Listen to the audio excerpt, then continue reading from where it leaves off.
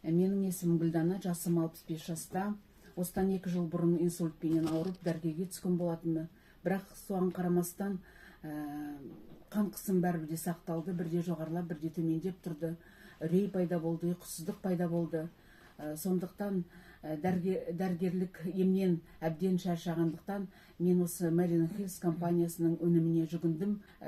2 айдай спирулин іштім, одан кейін 1 ай Застера каратен іштім. Қазіргі уақытта спирулинін жалғастырып жатырмын қабылдауда. Қазіргі уақытта енді мен жағдайым тұрақты, қан қысым жақсы болды.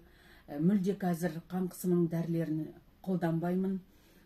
Ұйқым жақсы, үрей де жоқ ешқандай. Және де жаяу жүремін күнделікте 4-5 мың қадам жасаймын. Marine Health компаниясына міндетті түрде шақырамын. Денсаулықтарыңыз мықты болсын, өмірлеріңіз ұзақ, бақытты болсын деп